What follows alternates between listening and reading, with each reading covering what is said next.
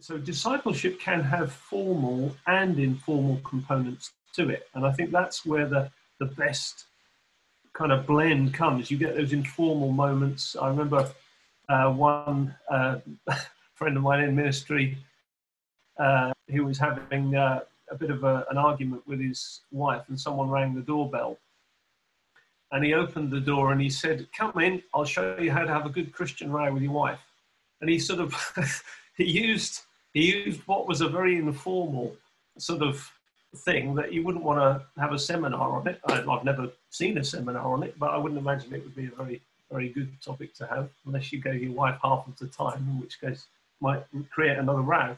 But in an informal moment, he just shared life, and he was being serious. It was kind of light-hearted. But it was the point of him just sharing life, as well as then being able to, have formal times of discipleship as well. So what I'm going to try and do, I'm just going through just a few things that over the years I've found helpful personally. I wouldn't say they're the only ways, that they're just my ways, they're things I've picked up. Some of the visuals that I'll be sharing are not particularly I haven't discovered these. I've got them from other people, mostly from 3DM, from Paul McConaughey, who works with 3DM, and a few things I got from different jobs, actually secular jobs I've had over the years, where some of the things that we can learn actually biblical principles from secular work, because they've often taken things in the Bible and made them into business tools. And then the church has had things stolen from her. And we need to get them back and say, no, actually, that's in the Bible first. So I'm going to just share some of those things. I think the first thing I would say with this, I like to have a wide funnel. So I don't want to make judgments too quickly about who I'm going to invest key time in when it comes to discipleship. I want to watch people for a period of time. There's a verse, I can't remember exactly where the verse is, but Paul says, "That is why there are disputes among you, so that it'll become clear on whom the favor of God rests."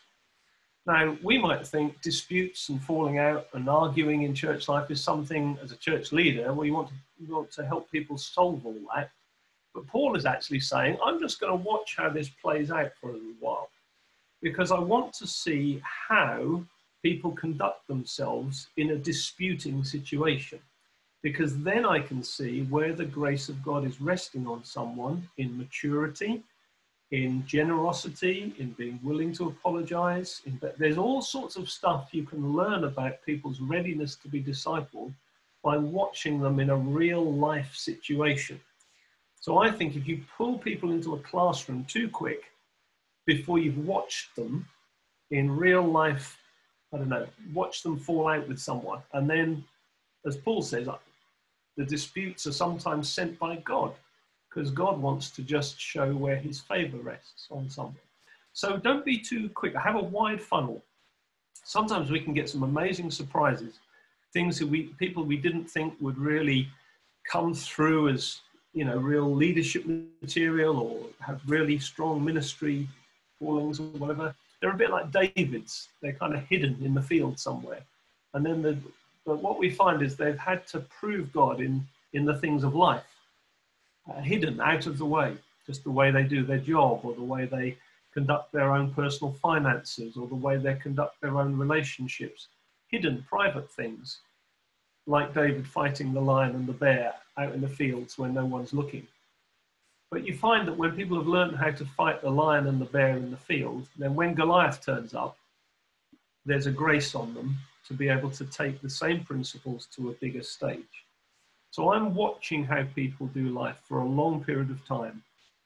I'm looking at how people handle it when they're pruned back. He who is fruitful, God prunes, so he might be even more fruitful. I'm watching. There's one situation I'm watching at the moment with someone very dear to me, and they've just hit a very tough moment, and I can see there's a real call on their life. And I felt I was going to give them some advice, and I felt God say to me, remember Uzzah when he put his hand out to touch the ark, because he thought he didn't want the ark to fall off the cart.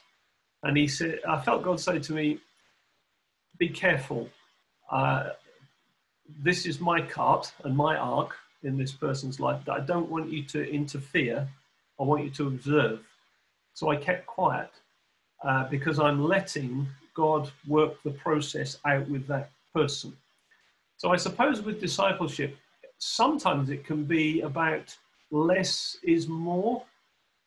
So we give space to people. We don't have to come up with all the answers. We don't have to be like some sort of guru who they come to, you know, let them get into out of their depths. Let them kind of panic a bit, and then they find God for themselves. Then you've got something to process with them. Particularly in this network, we talk about advanced discipleship, where you're actually not just looking for classroom, you're looking for apprenticeship and immersion. And when you get into apprenticeship and immersion, people have to be out of their depth. They have to be handling the same things that you had to go through that you can't learn in a classroom. You've just got to let people, you've got to know when to intervene and when to leave people. So Paul talks about in 2 Timothy 2 verse 2, he says, what you've heard from me in the presence of many witnesses, entrust to faithful men who will be able to teach others also. So I noticed that Paul is saying about faithful and able. So I'm looking for an old-fashioned quality called loyalty. Now, the danger with that word is many years ago in what was called the discipleship movement, it became synonymous with heavy shepherding. So you almost couldn't disagree with whoever was discipling you because that would be breaking covenant, or it was almost like they became almost like God's voice to you.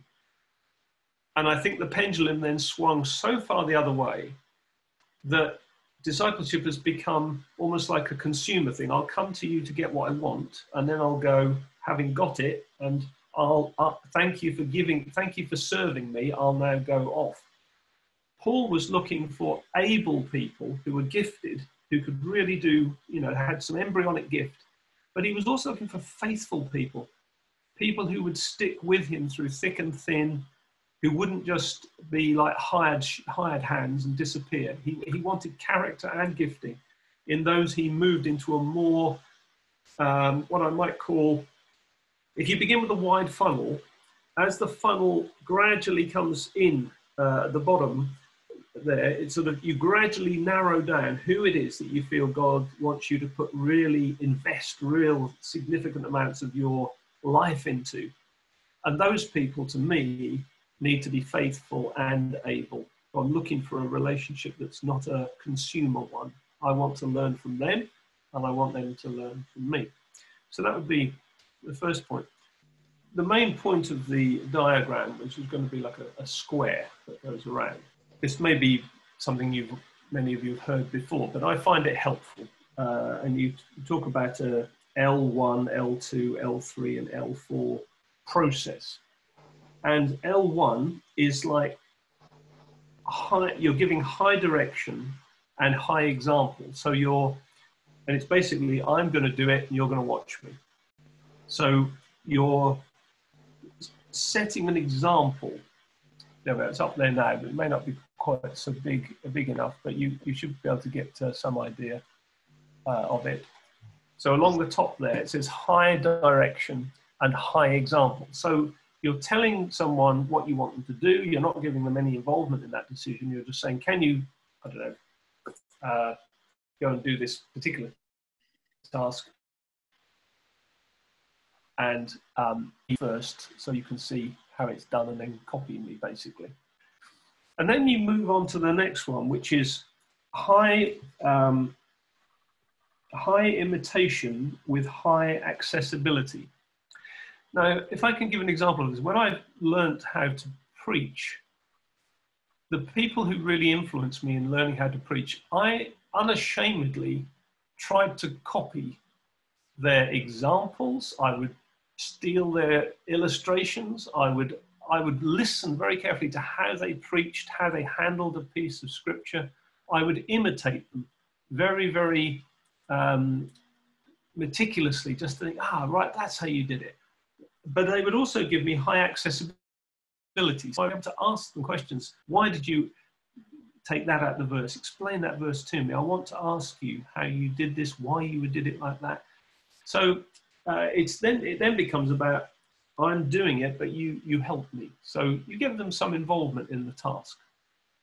Then you move on to, you do it and I'll help you. So you might say, right, you preach this time instead of me. So you do it, rather than you just helping me, you do it this time.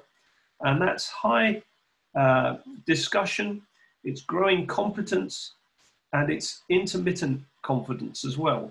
So you find that people who are beginning to learn to take responsibility, they often hit challenges where they feel they've failed, or they've sort of hit a bit of a problem, and that's normal. So you've got to be accessible for people in that situation. One of the things I think that church leaders sometimes do wrong is we delegate things and then we move on to the next thing, and we forget that there are people still learning to do what we've delegated to them. And it's at that moment of handing something over to someone, or really asking someone to take on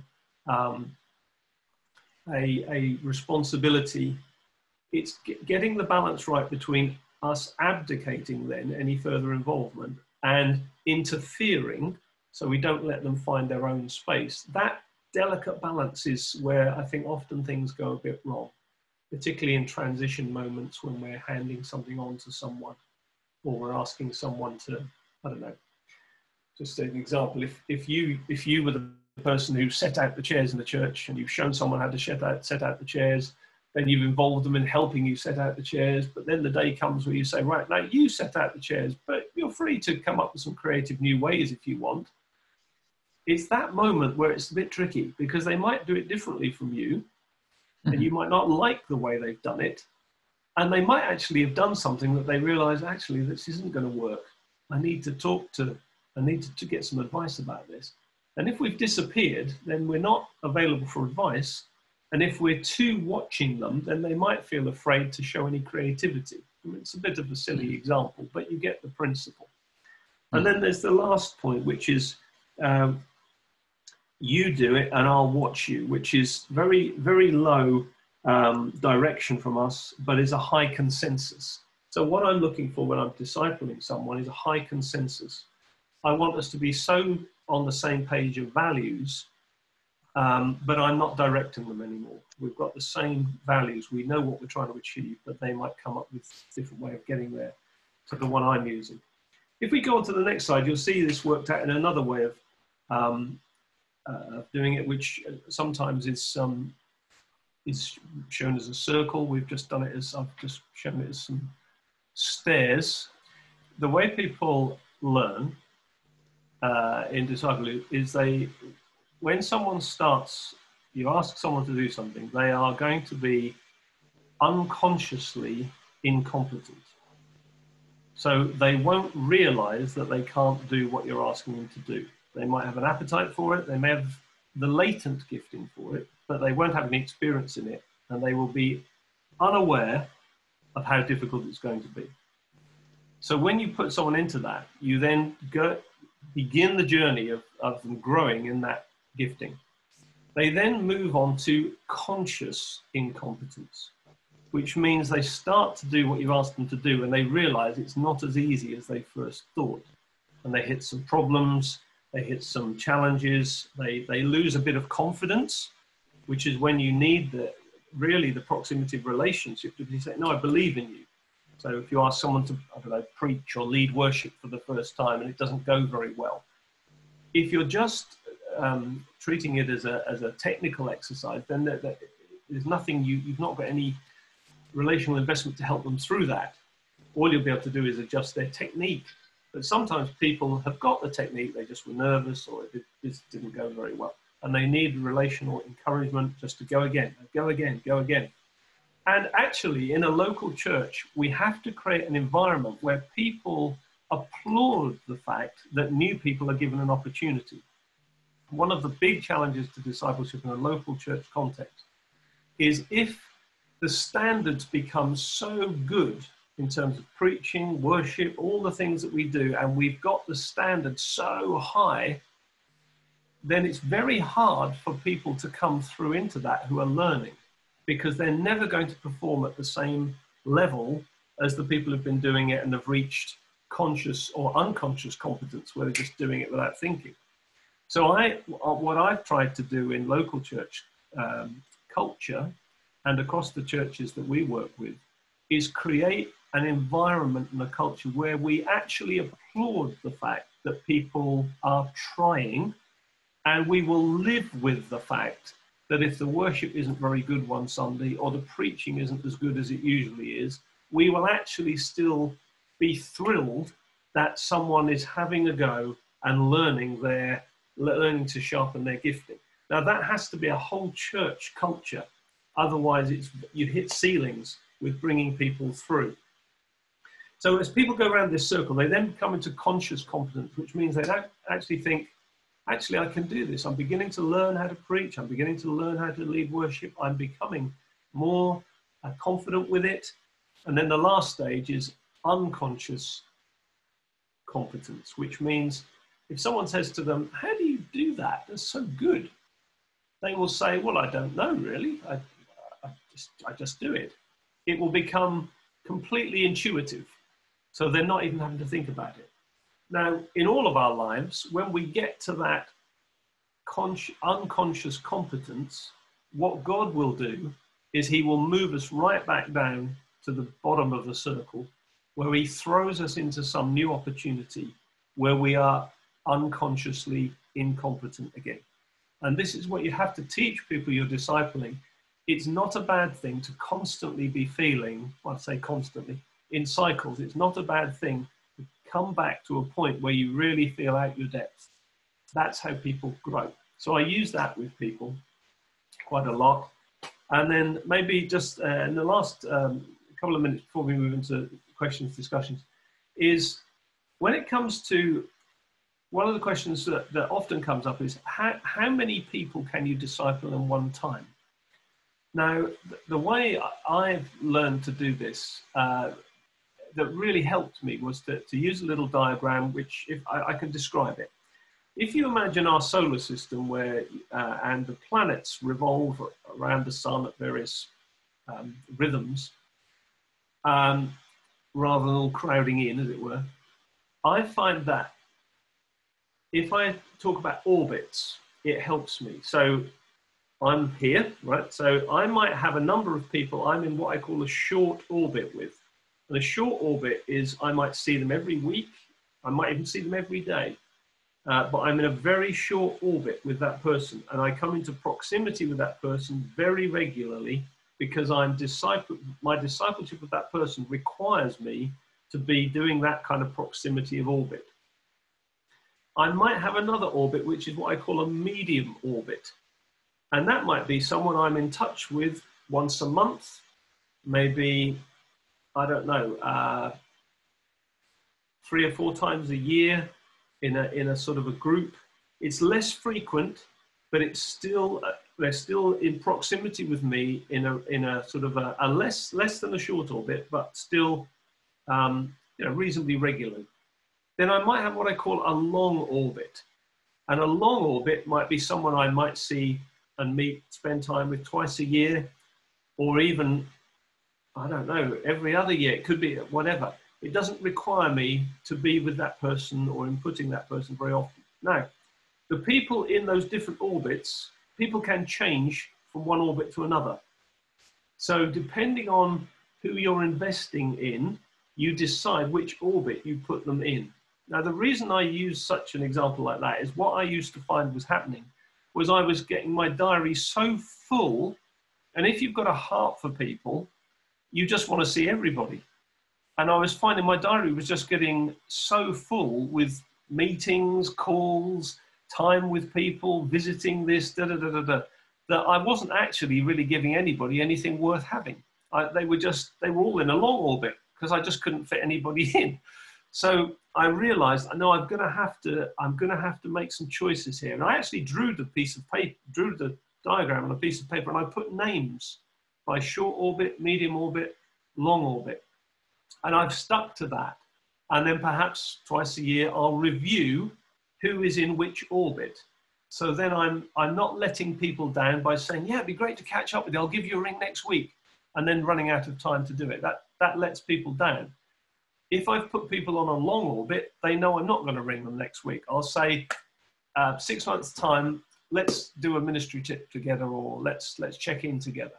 Then no one's let down, and I've got capacity to deal with the people on the short orbit.